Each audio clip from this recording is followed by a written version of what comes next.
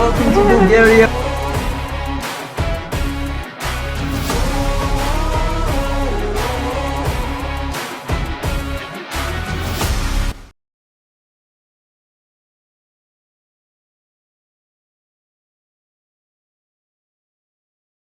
다음날 아침, 본격적인 일정에 앞서 집 주변과 프로젝트 수행을 위해 필요한 물건들을 구입할 수 있는 곳들을 찾아 둘러보기로 했다. 유심 구입을 위해 근처 더몰이라는 쇼핑몰을 찾았다. 몰까지는 멀지는 않았지만 걸어서 대략 30분 정도의 거리였다. 삼성이 눈에 들어온다. 불가리아는 먼 나라이고 잘 알려지지 않은 나라인 건 맞는 것 같다. 삼성을 보게 되다니 무척이나 반가웠다. 내가 만나본 유럽 사람들 대부분은 삼성이 아닌 삼성으로 발음을 한다. 불가리아에서 공식적인 첫 외부 일정이었는데 배가 고프다. 먹은 거라곤 전날 밤 마트에서 구입한 물이 전부였다. 감자칩을 주문했는데 특별하진 않았다. 불가리아 패스트푸드 브랜드라 큰 기대가 없었다. 첫날이지만 할 일들이 많아서 오래 머무를 수 없었다. 나는 되도록 같은 길을 지나지 않는 편이다. 그래서 민박집으로 돌아가는 길은 올 때와는 다른 길을 선택했다. 불가리아를 모르지만 폐교처럼 보인다. 집으로 가는 길목에 있는 아파트 단지의 모습인데 더 이상 사용하지 않고 방치된 공중전화기와 동네 아이스크림 가게가 보인다. 지금은 찾아보기 힘든 서울의 오래된 아파트 단지들과 비슷해 보인다.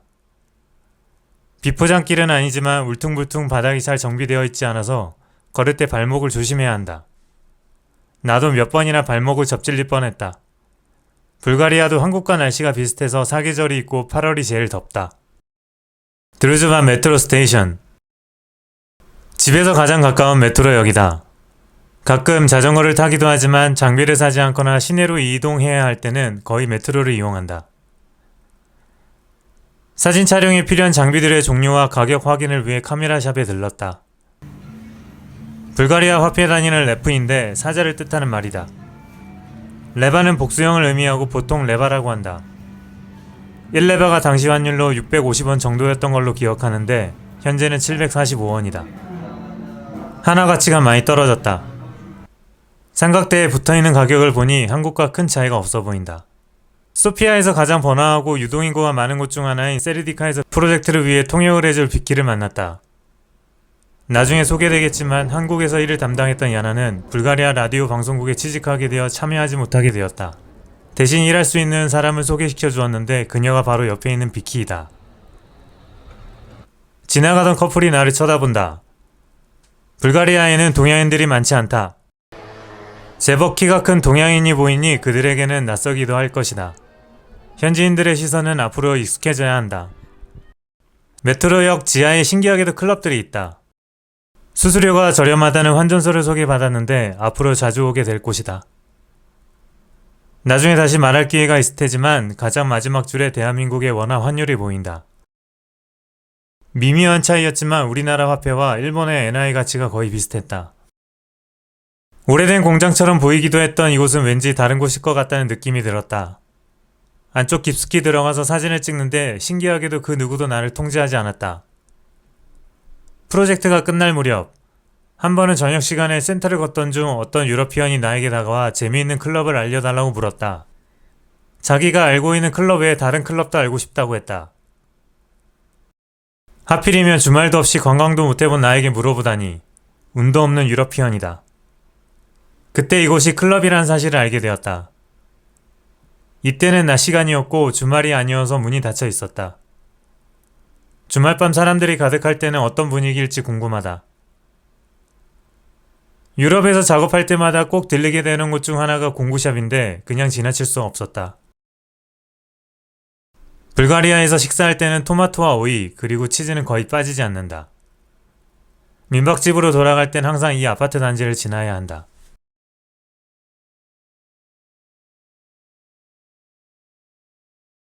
오늘은 민박집 서쪽 주변을 돌아보기 위해 이른 아침부터 움직였다. 시차 적응이 필요했지만 할 일들이 많아서 피곤함을 느끼지 못했다. 소피아에서 처음으로 트램을 보았고 벽에 걸린 에어컨들이 LG 제품들이다. 마을 시장을 발견했다. 서울 같은 도시에서는 찾아보기 힘든 옛날 시장 같은 느낌이다. 깨끗하게 잘 정비된 모습의 건물인데 마을 문화회관이나 공연장처럼 보였다. 아파트 단지를 마주보는 큰 호수가 있고 도로가 넓고 깨끗해서 시야가 확 트였다. 조금 더 부유한 동네라 그런지 잘 정비된 느낌이다. 정신없이 걷던 중 호수를 지나 근처 상점들이 모인 곳에 도착하니 내 코는 황홀한 향기에 사로잡혔다. 고소하고 짭조름한 향기, 바로 빵이었다. 가게 앞은 이미 마을 주민 여럿이 빵이 나오기를 기다리고 있었고 빵이 나오는 대로 정신없이 팔려나갔다.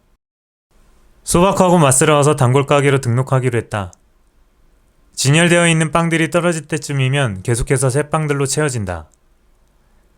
바니차라는 빵이었던 걸로 기억하는데 설명하자면 피자처럼 밀가루로 반죽을 하고 반죽과 반죽 사이에 치즈가 들어있다. 보통의 바니차는 치즈와 함께 부추 같은 것을 넣어 만드는데 이 빵에는 치즈만 보인다. 개인적으로 짜게 먹는 편이 아니어서 첫 맛은 치즈로 인해 약간 짭조름하게 느껴졌고 그 뒤에 빵의 고소함이 어우러졌다. 우유처럼 생긴 이것은 우유와 요거트의 중간맛 같은 느낌인데 마실 수 있는 묽은 요거트이다. 바니차가 약간 짜다 싶을 때 우유 같은 요거트를 마시면 된다. 대식가가 아니면 2개 정도의 바니차와 요거트면 한 끼의 식사로도 충분할 것 같다. 불가리아는 유제품이 유명해서 치즈와 요거트는 빠질 수 없다. 빵을 주문하고 기다리는데 안에서 분주하게 일을 하고 있다. 중학생 정도로 보이는 사장님 아들 같은 남성과 눈이 마주쳤다. 불가리아 도착 후 첫인상은 더운 여름이기도 했고 민박집 있는 곳은 주변에 상권이 없는 주택가라서 전체적으로 건조한 느낌이었다. 그래서 동네에 호수가 있을 거라는 생각은 전혀 하지 못했다. 산책 나온 사람과 연인들이 많이 보이고 햇살이 호수와 만나 반짝거리고 있다. 시장 안에서 만나게 된 또 다른 빵집은 식빵이나 바게트 위주로 판매하는 것 같다. 납품 차량도 있다. 치즈 사려는 사람들이 많아 보여서 나도 하나 사볼까 하는 마음으로 따라 들어가 보았는데 종류가 너무 많아서 선택하지 못하고 그만 나와버렸다. 동네에서 다들 오래 살아서 그런지 사람들이 서로 그냥 지나치지 않는다. 딸이 많아야 5살 정도로 보였는데 담배를 피고 있던 아빠가 딸에게 커피를 주는 모습에 속으로 놀라지 않을 수 없었다. 문화 차이겠지라고 생각하고 마트로 향했다. 커피인 줄 알고 샀던 음료는 커피가 아니었고 이곳에서 즐겨 마시는 차 종류의 하나로 보여지는데 내 입맛에는 맞지 않았다. 술이 워낙 저렴해서 호기심이 발동한다. 작은 위스키를 하나 구입했다. 유럽은 맥주가 물보다 싸다는 말이 있듯이 맥주가 매우 저렴하다. 나는 맥주 한 잔만 마셔도 얼굴이 금방 빨개지는 술을 못하는 사람이지만 하루 일과 중 중간 정리하기 위한 시간으로 저녁 식사 후에는 거의 매일 맥주 한두 잔씩은 마셨던 것 같다. 이것이 나의 하루 중 유일한 낙이었다. 낮에는 불가리아에서 일정을 소화하고 새벽에는 한국 시간에 맞춰 추가 일정을 소화해야 했기 때문에 여러 잔의 맥주를 마실 수 없었다. 계산하기 위해 기다리면서 이곳 사람들은 어떤 것들을 즐겨 먹고 마시는지 그들의 장바구니를 유심히 바라보았다. 상의탈의한 모습이 무척이나 자연스러워 보인다. 시장 안에 있는 공동 화장실인데 입구에 관리인이 지키고 있어서 돈을 내고 사용해야 한다. 내 기억으로는 1레바였던 것 같다. 사용해보지는 않아서 내부 시설이 어떤지는 잘 모른다. 늑대 같다고 말한 큰 개들과 사람들은 서로가 의식하지 않고 더불어 함께 사는 느낌이다. 점심시간이 지난 오후 3시쯤 시장 상인 아주머니가 피자를 드신다. 약간의 나른함과 함께 여유가 느껴진다. 맛이 어떤지는 모르겠지만 보기에는 굉장히 먹음직스러워 보인다.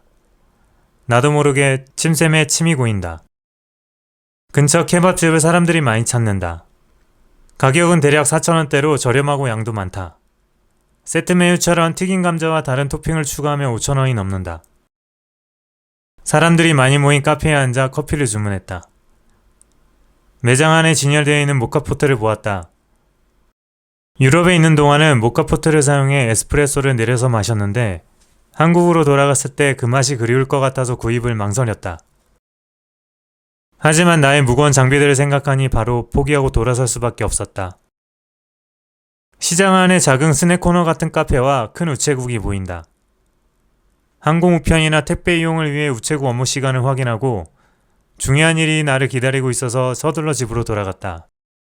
바로 오늘 나에게도 차가 생겼다.